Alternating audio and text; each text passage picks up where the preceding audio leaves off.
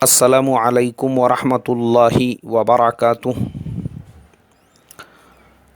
मोहतरम भाइयों, बुजुर्गों और दोस्तों, ये मेरे मरकज़ निज़ामुद्दीन के सफ़र का पहला हिस्सा है। सफ़र शुरू करने से पहले मैं आप तमाम लोगों को बता चुका हूँ, असल में साल में एक मरतबा दिसंबर महीने के आखिर के 15 दिन हम लोगों को छुट्टियाँ होती है, हर साल होती है।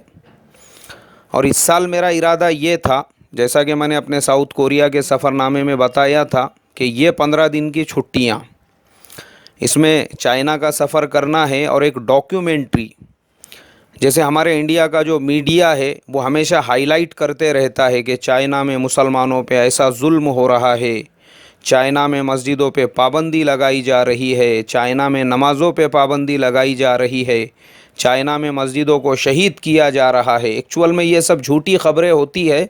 इसकी हकीकत और रियलिटी वो पूरी दुनिया को बताने के लिए हमने ये इरादा किया था कि भाई मैं ख़ुद पर्सनली चाइना का सफ़र करूँगा और चाइना के वो सारे शहर जहाँ पे किसी ज़माने में मुसलमानों ने एक एक हज़ार साल तक हुकूमतें की और आज भी उन शहरों के अंदर 1000 साल, 500 साल, 600 साल पुरानी मसाजिद मौजूद है, बड़े बड़े मदरसे वहाँ पे चल रहे हैं, अल्लाह के फजल व करम से दावत व तबलीग की मेहनत भी हो रही है। और उसके अलावा जो आज़ादी है दीनी एतबार से, नमाज़ों के एतबार से, मसाजिद के एतबार से, वो दुनिया के सामने हम पेश करें, ताकि मुसलमानों को एहसास कमतरी में मुब्तला करने का इंडियन मीडिया का जो प्लान और जो प्रोग्राम है उसको हम फेल कर सके। मगर मसला ऐसा होकर बैठा कि चाइना में जो सर्दी है वो नाकाबिल बर्दाश्त। मेरे जो चाइना में रिलेशंस है, तो मैंने अपने तमाम दोस्तों से कॉन्टेक्ट्स किया। उन्होंने कहा देखो यहाँ पे फ़िलहाल जो शहरों का हमको सफ़र करना है, जैसे हमारे लिस्ट के अंदर शीनिंग वहाँ का सबसे बड़ा मुस्लिम शहर है जिसमें तकरीबन 250 से ज़्यादा मस्जिदें हैं। कुनमिंग, वहाँ पे मुसलमानों की 1000 साल तक हुकूमत थी, 600 700 साल पुरानी मसाजिद और मदारिस वहाँ पे मौजूद है।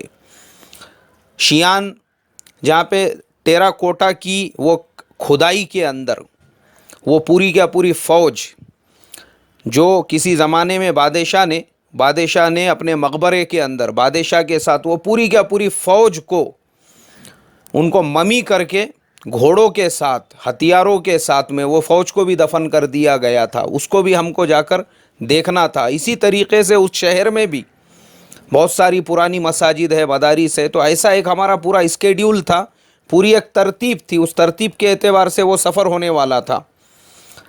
लेकिन हमने जब देखा कि भाई हमारे अपने मुल्क में इतनी शिद्दत की सर्दी हो रही है और चाइना के वो सारे इलाके, वहाँ पे स्नोफॉल होता है, वो सारे बर्फ़ीले इलाके होते हैं, तो वहाँ के हमारे दोस्तों ने कहा बेहतर ये रहेगा कि इस सफ़र को अगस्त या फिर सितंबर में किया जाए, क्योंकि दिसंबर, जनवरी, फेब ये 3 महीने यहाँ पे पॉसिबल नहीं है, क्योंकि सर्दी वो माइनस के नीचे ही होती है।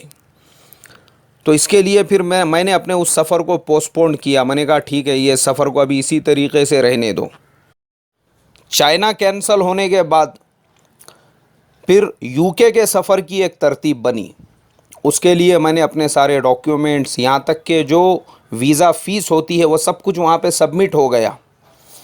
अब कॉन्सुलेट की तरफ से मुझे डेट आई कि भाई ये डेट को आइए, वहाँ पे आपके फ़िंगर्स को स्कैन किया जाएगा, आपकी फ़ोटो वगैरह वहाँ पे ली जाएगी, इसलिए कि यूके कॉन्सुलेट और एम्बेसी जो है वो आपकी दी हुई फ़ोटोओं को एक्सेप्ट नहीं करती है। उनके पास में ख़ुद कैमरे होते हैं, वहाँ पे वो फिंगरप्रिंट लेते हैं और इसी तरीक़े से फ़ोटो वो ख़ुद लेते हैं।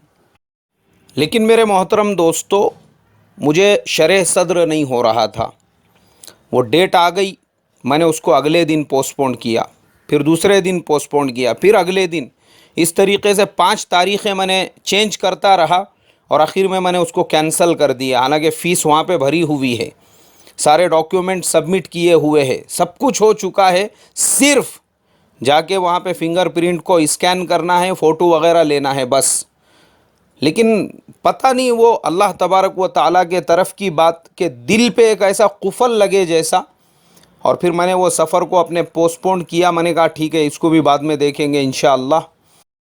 اچانک سے میری ہمارے بہت ہی عزیز دوست حذیفہ احمد تیبانی صاحب، ان سے میری فون پر بات ہوئی. تو اللہ کے فضل و کرم سے وہ نظام الدین مرکز میں 2 ماہ کی ترتیب کے لیے گئے ہوئے تھے.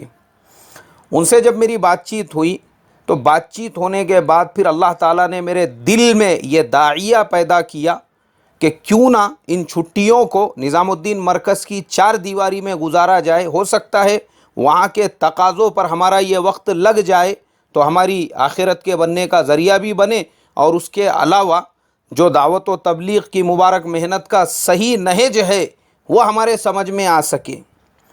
میں نے ہمارے حذیفہ بھائی سے بات کیا. میں نے کہا ٹھیک ہے بھائی، میں ایک کام کرتا ہوں، ابھی اس ہفتے ہمارے مسجد کے ایک ساتھی حاجی رفیق صاحب باغبان، انہوں نے اپنے پورے خرچ پر ایک سموہ لگن یعنی اجتماعی شادیوں کا نظم کیا ہوا ہے. انہوں نے اپنی طرف سے پورا خرچ کیا اور سارے ضروریات اور اخراجات وہ خود کرنے والے ہیں. تو میں اس نکاح میں انہوں نے مشورے سے میری بات طے کی ہے، تو اس لیے اس ہفتے تو نہیں آ سکتا ہوں.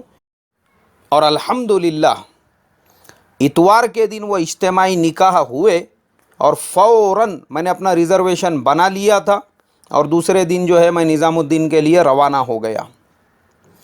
اللہ کے فضل و کرم سے اطمینان و سکون کے ساتھ پورا سفر مکمل ہوا، اور نظام الدین کی وہ 4 دیواری جہاں سے اللہ تبارک و تعالی دعوت و تبلیغ کی اس مبارک محنت کو پورے عالم میں پہنچا رہا ہے، جیسے ہی میں وہاں پہ داخل ہوا تو وہاں کا منظر دیکھ کر میں تو حیرت میں پڑ گیا کہ اللہ کی جو مخلوق اور اللہ کے جو بندے ہیں وہ ٹوٹے ہوئے ہیں وہاں پر.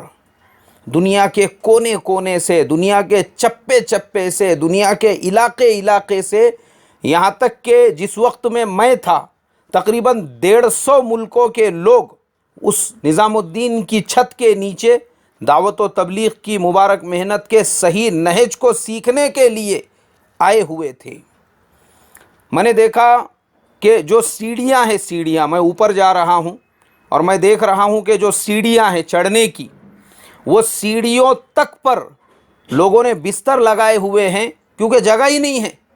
نیچے کا حصہ پورا بھرا ہوا، اوپر کا حصہ پورا بھرا ہوا، اس کے اوپر کا پورا حصہ بھرا ہوا، اس کے اوپر کا پورا حصہ بھرا ہوا. جگہ ہی نہیں ہے، پیر رکھنے کی بھی جگہ نہیں ہے. تو 2 سیڑھیوں کے درمیان میں جب ہم نیچے سے اوپر جاتے ہیں وہ خالی جگہ. اللہ کے یہ مجاہد بندے، اللہ ان کی قربانیوں کو بے انتہا قبول فرمائے، اتنی شدت کی سردی میں اس جگہ پہ بھی چٹائیاں ڈال کر اور بستر ڈال کر جو ہے وہ پڑے ہوئے ہیں. اللہ ان کی قربانیوں کو بے انتہا قبول فرمائے. اب چونکہ میں جب نظام الدین میں پہنچا تو فجر کی نماز ہو چکی تھی اور فجر کے بعد کی بات چل رہی تھی. حضرت مولانا شوکت صاحب مدظ اللہ العالی ان کا بیان ہو رہا تھا، مجمع ہماتن گوش تھا، اور ہمارے یہ عزیز دوست حذیفہ بھائی تیبانی اور شاہد بھائی انجینئر، ان لوگوں کی ذمہ داری 12 نمبر کمرے میں تھی، اور انہوں نے ہمارے بڑوں کے سامنے سارے کوائف رکھ دیے تھے. اس لیے کہ نظام الدین کی ایک ترتیب ہوتی ہے، آپ چاہے وہاں پر 3 دن کے لیے جائیے، 1 عشرے کے لیے جائیے، 2 ماہ کے لیے جائیے، ہمارے بڑوں کے سامنے پرچی رکھنا پڑتی ہے، آپ کہاں سے آ رہے ہیں، کیوں آ رہے ہیں، اور آپ کے کوائف کیا ہے. پھر اس کے اعتبار سے وہ ذمہ داری طے کرتے ہیں. الحمدللہ اپنا سامان وغیرہ رکھنے کے بعد ہمارے عزیز دوست شاہد انجینئر صاحب نے مجھ سے کہا کہ ہم لوگوں کو فوراً مشورے میں پہنچنا ہے، اس لیے کہ 9:30 بجے سے مشورہ شروع ہوگا، ہمارے سارے بزرگوں سے، بڑوں سے وہیں پر ملاقات ہوں گی. مشورے میں جب ہم لوگ پہنچے تو حضرت مولانا شریف صاحب دامت برکاتہم وہ سامنے تشریف فرما تھے. پتہ چلا کہ ہمارے حضرت جی مولانا سعد صاحب دامت برکاتہم وہ کاندھلا تشریف لے گئے ہیں، اس لیے ان کی غیر موجودگی میں حضرت مولانا شریف صاحب وہ مشورے کے امیر ہے. تو حضرت مولانا شریف صاحب سے ملاقات ہوئی، بڑے ہی گرم جوشی کے ساتھ حضرت نے ملاقات کی، اور الحمدللہ اس کے بعد پھر مشورہ شروع ہو گیا. اور مشورہ ختم ہونے کے بعد جو وہاں پہ ہمارے دیگر اکابر اور دیگر بڑے تھے، حضرت مولانا شوکت صاحب سے بھی ملاقات ہو گئی، اور مولانا شریف صاحب وہ اپنا ہاتھ پکڑ کر پھر مجھے اپنے ساتھ لے کر چلے، اور پھر حضرت کی قیام گاہ پہ پہنچنے کے بعد تقریباً 15 سے 20 منٹ میں حضرت کی خدمت میں بیٹھا رہا۔ اللہ ہمارے ان بڑوں کی عمروں میں برکت عطا فرمائے، ان کا تواضع، ان کی عاجزی، ان کی ساری، ان کی خاک ساری واقعی میں بھی میرے محترم بزرگوں دوستوں قابل قدر ہے۔ واقعی میں بھی میں صرف دعا کر سکتا ہوں اللہ تعالیٰ ان کی عمروں میں برکت عطا فرمائیں، اور انشاءاللہ اس کے آگے کا جو دوسرا حصہ ہے وہ کل بیان ہوگا۔ السلام علیکم ورحمۃ اللہ وبرکاتہ۔